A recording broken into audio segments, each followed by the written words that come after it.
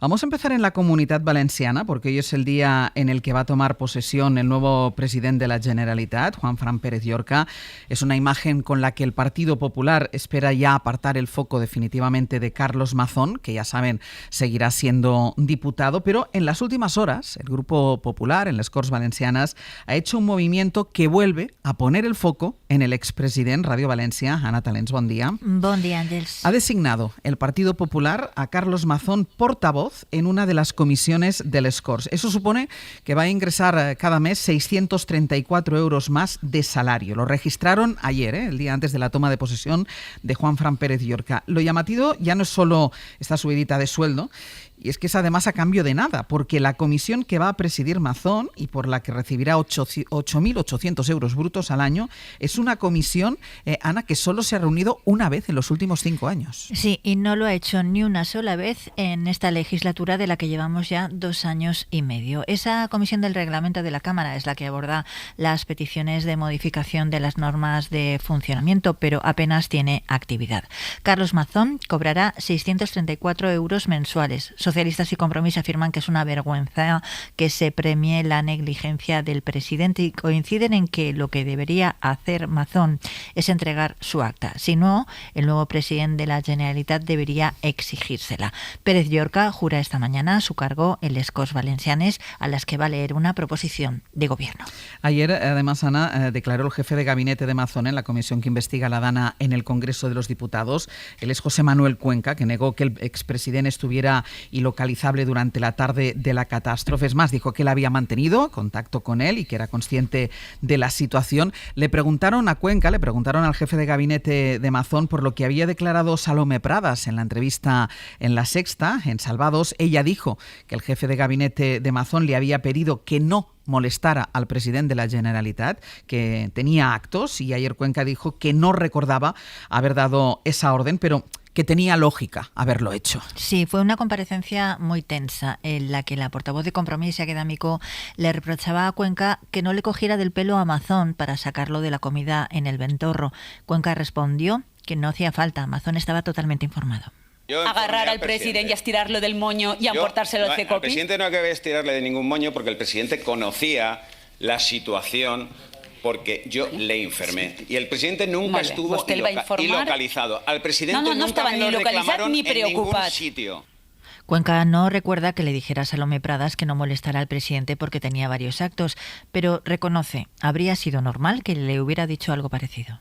Que yo no recuerdo en absoluto esa conversación. Vale, pues usted no recuerda que le dijera a la señora Pradas... Que revisando el listado, ese día yo hablé con ella, la llamé a las 13:20 horas. La agenda pública del presidente a esa hora tenía un acto en la Consellería, de Sanidad. Iba a empezar otro a las 14 horas en el Palau de la Generalitat con los sindicatos. Es normal que yo le hubiera dicho a la consellera que como tenía esos actos, me llamara a mí. También reveló que en ningún momento la consellera investigada, Salomé Pradas, le dijera que no podía contactar con el presidente ni le pidió la presencia de Mazón en el CECOPI. En la comparecencia, el diputado Alberto Ibáñez también le preguntó por la filtración de un audio manipulado. Cuenca dijo que no sabía de lo que le hablaban, pero al mismo tiempo reconoció que está bajo investigación judicial y abundó en la tesis de que Mazón ni su núcleo duro tenían responsabilidad, Ángels, en la emergencia. Talens, gracias. De nada. Recordemos que Cuenca no es solo jefe de gabinete, no era solo jefe de gabinete, era amigo y era compañero de piso de Carlos Mazón y relata en esa comisión de investigación en el Congreso los actos que tenía por la mañana, pero nada dice de lo que tenía a partir de las 2:30 de la tarde, que es cuando se encierra en el Ventorro a esa comida que terminó a las horas que terminó. Pero bueno, sobre el nombramiento, dijo Juanfran Pérez Llorca en su discurso de investidura que lo primero que iba a hacer cuando fuera ya investido presidente de la Generalitat era pedir perdón a las víctimas. Mariola, me parece una curiosa manera de pedir perdón a las víctimas, dándole una portavocía de una comisión inútil a Carlos Mazón para que se suba todavía un poquitín más el sueldo. Efectivamente, lo que tiene que hacer el nuevo presidente de Valencia es explicar cómo va a hacer para dominar la agenda y que no se la imponga Vox, que este es el gran desafío que tiene por delante. Y en relación con la decisión adoptada respecto de Carlos Mazón, Yo creo que hay que hablar de una categoría de políticos que a mí me parece interesante calificar como políticos fardo, que son políticos sin oficio ni beneficio, que cuando abandonan el cargo que estaban asumiendo con absoluta irresponsabilidad en los términos que estamos analizando en el caso de Carlos Mazón, el partido político al que pertenecen tienen que darle una salida para que no moleste y para que pueda seguir gobernando su vida, porque son políticos fardo, porque no tienen ni oficio ni beneficio. Y creo que este es uno de los dramas que percibimos en la política y que ahora estamos analizando el caso de Carlos Mazón, pero que creo que debemos prestarle atención, porque la ciudadanía, por este tipo de cosas, es por las que a veces acaban haciendo esas expresiones y esas manifestaciones de trazo grueso de todos son iguales, que obviamente no lo son. Y la política no es un servicio público, sino es cómo hacer que, en este caso, Valencia se ponga a tu servicio. Y creo que esta reflexión conviene no perderla de vista cuando hablamos también de la desafección de la ciudadanía, porque tiene algunos puntos en los que, hombre, es razonable fijarse y es razonable ofrecer soluciones si queremos volver a dignificar el ámbito de la política como el instrumento más importante para la transformación social. Lo que pasa es que en este caso el político fardo es especialmente sangrante porque detrás hay 229 muertos. Hay una inutilidad, inutilidad en la gestión, pero en este caso una inutilidad en la gestión que ha tenido consecuencias tremendas. Esto, digamos, es la expresión supina del político fardo. El político fardo se convierte así especialmente cuando deja de asumir esa responsabilidad. En este caso se le invita a marcharse y obviamente la pregunta que hace el partido es ¿y ahora qué hacemos con él? Edu. Sí, es curioso porque desde la Dana hasta la actualidad, a lo largo de todo este año, es muy difícil entender prácticamente cada paso de los que ha ido dando el Partido Popular de la Comunidad Valenciana, la Generalitat en manos del Partido Popular de la Comunidad Valenciana. Yo particularmente, como observador exterior y como jubilado de la actividad política, no soy capaz de entender prácticamente ninguno, por no decir ninguno, ¿no? Casi que si contratas a tu peor enemigo para que te diseñe lo que hay que hacer, te lo hace muy bien. Todo está mal hecho. Y el final, casi que es bastante evidente que una persona que ha tenido el juicio social que ha tenido ya la gestión de la Generalitat, la valoración que de la responsabilidad del señor Mazón tiene ya hecha todo el mundo, hecha y más que hecha, consolidada, sentada, consensuada amplísimamente, más allá, no solo en la sociedad valenciana, sino incluso más allá, lo último que tienes que hacer es dejarle de diputado y nombrarle algo para cobrar más. Es justo lo último que hay que hacer. Tienes que sellar un día una pincelada, un instante de dignidad, un paso digno. Un paso digno en el sentido de algo bien hecho. Después de tanto mal hecho, algo bien hecho. Y esto es básicamente una dimisión y una salida de un plano institucional, porque es más que evidente que la labor parlamentaria del señor Mazón va a ser ninguna. Va a generar un efecto recuerdo en la Cámara de todo lo que hizo mal. Va a generar para el propio PP un efecto recuerdo de una factura histórica que ha quedado ya para siempre marcada en la trazabilidad y en el currículum del propio PP en la Comunidad Valenciana. No va a tener una labor destacada como legislador en las Cortes de la Comunidad Valenciana, ni como interpretador de la realidad, ni del futuro de la sociedad valenciana. No hay nada de eso. Hay un sueldo un poco más alto. Un sueldo un poco más alto ante la mirada atónita de la gente que perdió familiares en los días de la Dana, en las horas dramáticas de la Dana, y que asiste atónita a estas decisiones que toma el Partido Popular. Entonces, en línea de lo que dice Mariola, que lo comparto, hay veces que los propios partidos elaboran pasos, procesos y toman decisiones, pues que generan una enorme distancia con esos partidos. A mí, si hay que poner ejemplos, pues últimamente tenemos unos cuantos, ¿no? Pero este sin duda destaca de manera clara entre todos ellos. A mí me parece muy grave, primero porque la primera decisión que tenía que tomar el Partido Popular era si lo mantenía dentro del partido. Dentro del partido, si ya con este currículum era suficiente como para no retirarle la militancia. No solo hacen eso, sino que no le invitan a que abandone las Cortes Valencianas, que es algo que también podrían haber hecho, decirle, oye, no eres bienvenido aquí. Y lo que hacen es defenderle, pero defenderle y además premiarle con un sueldo extra por los servicios prestados, ¿no? Por lo bien que lo ha hecho.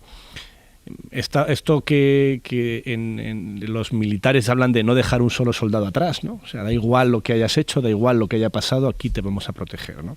Porque es evidente que la razón por la cual Mazón sigue dentro de la Asamblea del Parlamento valenciano no es solamente para que tenga un sueldo, sino también para protegerle de esos problemas con la justicia que sin duda tendría si no siguiese siendo un aforado. O sea, sin duda tendría que responder ante mucho de lo que ha ocurrido y ante todas estas acusaciones de los representantes de estas víctimas, de estos cientos de víctimas, por su gestión en esos días, que cada vez está más desnuda. Yo creo que ya no hay ninguna duda de qué hacía, cuándo lo hacía y dónde lo hacía. La única duda es cómo es posible que haya tardado tanto en irse.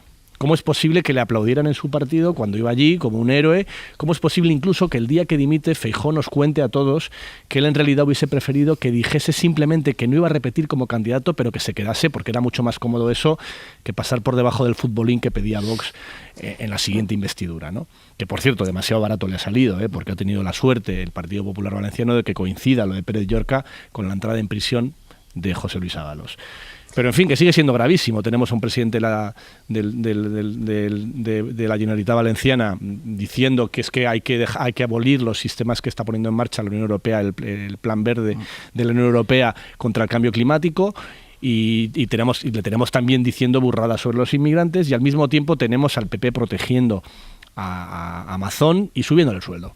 Retomando el análisis que teníamos antes de irnos a la pausa de publicidad y de escuchar el resumen de noticias, estábamos hablando de esa portavocía que le ha dado el Partido Popular a Carlos Mazón, que ya saben que no ha dejado el acta, seguirá siendo diputado en les Corts Valencianas, y que además ahora va a tener un plus de más de 600 euros por ser el portavoz de una comisión que prácticamente no tiene trabajo y que no se reúne casi nunca. ¿Querías añadir algo más tú, Mariola? Perdona. Quería señalar que en relación con Carlos Mazón todo es coherencia. Y eso es importante también.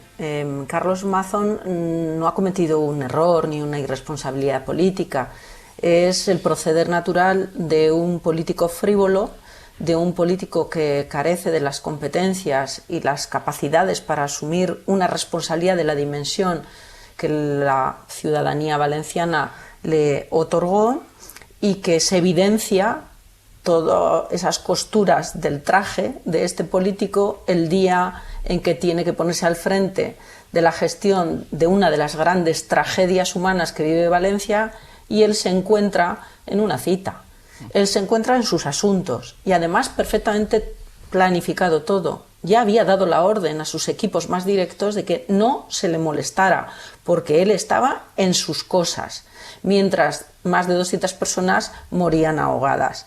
Y cuando ya, después de un año de sostener esta situación, sin ningún tipo de consideración ni un mínimo de vergüenza, nos pretende trasladar la idea de que ha tenido una revelación después de hablar con su madre y después de asistir al funeral y que debe apartarse, hay un pacto con su partido. A mí me gustaría saber si en ese pacto interviene también Génova, interviene también Alberto Núñez Feijóo, y el pacto es: ¿qué hay de lo mío?